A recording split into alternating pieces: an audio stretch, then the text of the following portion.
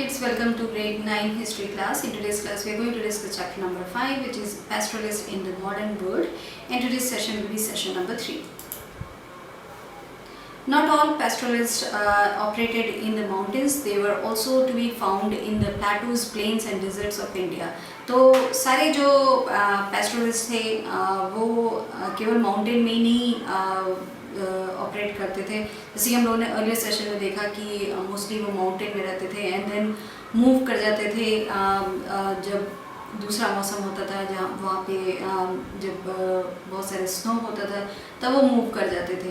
But not all पैस्टोरलिस्ट वो mountains में ही रहते हैं या वहाँ ऑपरेट करते हैं.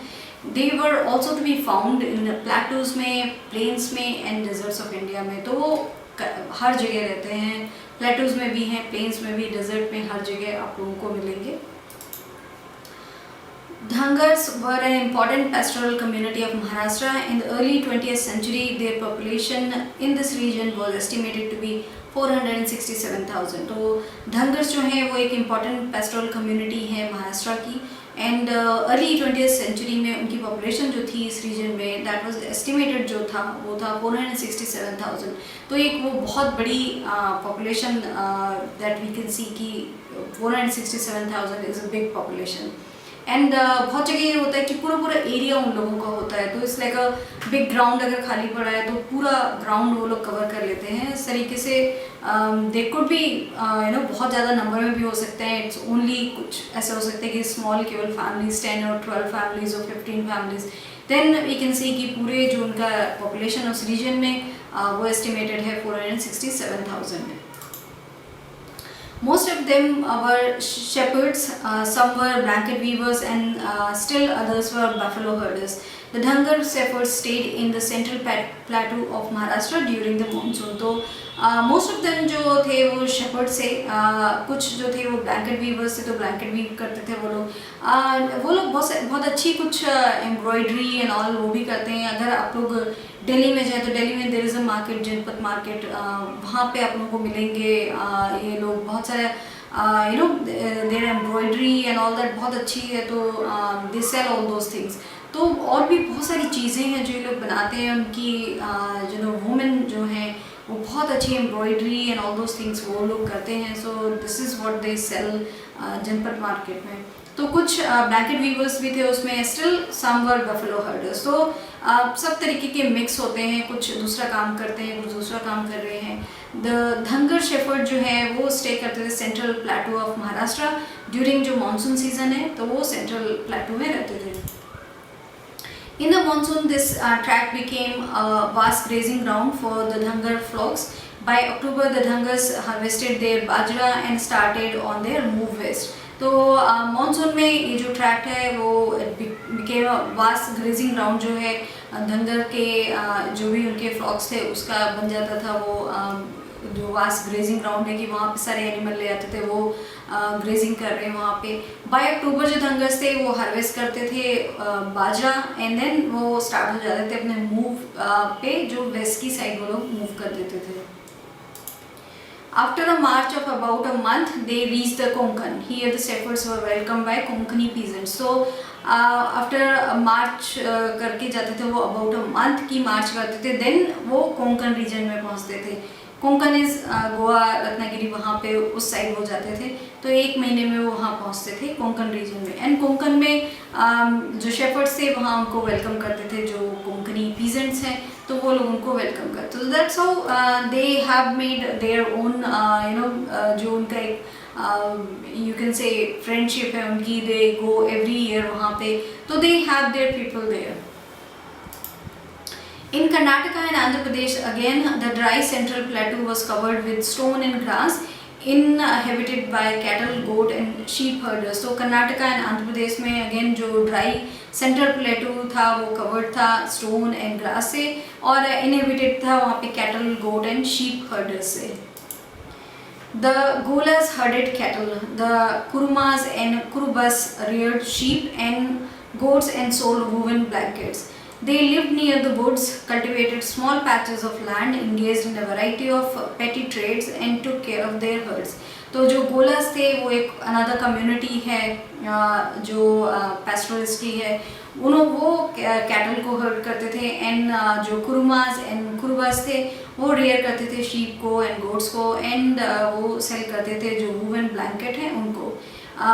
दे use to live near the woods, जो हैं वुड्स के पास वो लोग वहाँ रहते थे। कल्टिवेट करते थे स्मॉल पैचेस ऑफ लैंड जो थी उनकी, they use to cultivate that small patch of land. And variety of छोटे छोटे जो ट्रेड्स हैं वो करते थे, कुछ सामान बेचना या उस टाइप का काम जो छोटा छोटा होता है वो करते थे। एंड अपने जो हर्ड है उनके जो एनिमल हैं उनकी केयर करते थे। Unlike the mountain pastoralists, it was not the cold and the snow that defined the seasonal rhythm of their movement. Rather, it was the alteration of the monsoon and dry season. तो unlike जो हम लोगों ने mountain pastoralists में देखा कि जब snow आ जाती थी, then they used to move to other place जहाँ पे snow नहीं है, और because of इतना सारा वहाँ पे cold हो जाता था। But यहाँ पे इनका जो ये जो यहाँ पे रहते हैं वो ऑल्ट्रेशन जो इनका मानसून एंड ड्राई सीजन का है उसकी वजह से वो मूव करते हैं। जहाँ पे जो माउंटेन पैस्टोरलिस्ट हैं वो मूव करते हैं, जो सीजनल रिदम ऑफ उनका मूवमेंट होता है that is because of cold and snow. But यहाँ पे ऑल्ट्रेशन ऑफ मानसून जो होता है उसकी वजह से and dry season. Banjaras were yet another well-known group of graziers. They were to be found in the villages of Uttar Pradesh, Punjab, Rajasthan, Madhya Pradesh and Maharashtra. तो जो बंजारा हैं वो एक another well known group of grazers हैं। तो वो यहाँ पे इसीलिए यूपी राजस्थान वहाँ पे उनको ज़्यादा अच्छे से जाना जाता है उस नाम से उनको, बिकॉज वो यहाँ के हैं। वो पाए जाते हैं विलेजेस ऑफ जो उत्तर प्रदेश हैं, पंजाब, राजस्थान, मध्य प्रदेश एंड महाराष्ट्र, तो वो यहाँ पे पाए जाते हैं। In search of good pastoral land for their cattle, they moved over long distances, selling plow cattle and other goods to villages in exchange for grain and fodder. तो वो in search of good pastoral land वो अपने cattle के लिए, जो भी उनका cattle उनके पास है उसके लिए वो long distances travel करते हैं, selling plow cattle जो है उसको sell करते हुए, and other goods जो हैं विलेजेस को in exchange of grain and fodder के उसमें वो अपना बेच के चले जाते हैं, because you know they what they need then they get that thing, and वो अपना जो उनके पास है that's what you know we just discuss कि उनकी जो वुमेन है they make very good you know embroidery and all those things, वो लोग बहुत अच्छे करते हैं। So that's what they sell and they you know get what ever they need, खाने के लिए उनको जो भी ज़रूरत है, and for the animals what ever they need वो एक्सचेंज कर लेते हैं। In the deserts of Rajasthan lived the Raikas. The rainfall in the region was meager and uncertain. On cultivated land, harvest fluctuated every year. तो जो desert है राजस्थान का जो रेगिस्तान जो है वहाँ पे रहते थे राइकस, तो वहाँ की जो कम्युनिटी है उसको इस नाम से बोलते हैं। जो रेनफॉल इस रीजन में वो बहुत ही कम है and it is very uncertain. On cultivated land harvest जो है फ्लक्चुएट करता था every year because of you know जो वहाँ का जो रेनफॉल है that is very uncertain, and because of that it use to fluctuate. Over vast stretches, no crop could be grown, so the Raikas combined cultivation with pastoralism. तो जो vast stretches हैं वहाँ पे क्रॉप नहीं grow हो सकता है because of the way it is a desert, तो वहाँ पे नहीं ग्रो कर सकते हैं। सो जो राइकस थे दैट कम्युनिटी उन्होंने कंबाइन कर दिया cultivation and pastoralism because they had to survive, so they had to do something for the rest of the year, and whichever year उनका क्रॉप बिल्कुल नहीं हो सकता है या उनके पास बहुत छोटा एरिया है, so they need something else to do. During the monsoons, the Raikas of Barmer, Jaisalmer, Jodhpur and Bikaner stayed in their home villages where pastures was available. तो ड्यूरिंग मानसून के पीरियड में जो राइकस of Barmer, Jaisalmer, Jodhpur, Bikaner वो अपने home village में रहते थे जहाँ पे भी उनको फूड अवेलेबल है फॉर देयर यू नो जो भी उनके शीप या कैटल जो भी वो लोग रखते हैं उनके लिए, इफ दैट इज़ अवेलेबल तो वो अपने होम विलेज में रहते थे।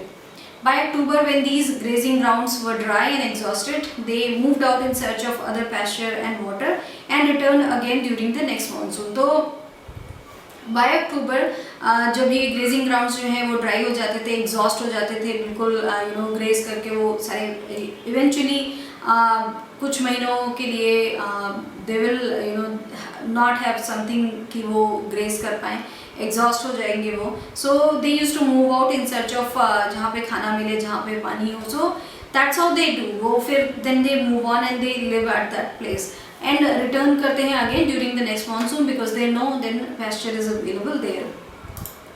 One group of Raikas known as the Maru Raikas herded camels and another group reared sheep and goats. So एक जो group of the Raikas था, so there are two groups of Raikas. So one group of the Raikar जिनको बुलाते थे मारू नाम से, and वो लोग हर्ड करते थे कैमल, एंड अदर ग्रुप जो है वो रिएक्ट करता था sheep and goat. So that's how they do, they divided कि what one group is going to do, वो कैमल हर्ड करेंगे एंड द अदर वन जो है वो शीप एंड गोट का वो उनको देखेंगे.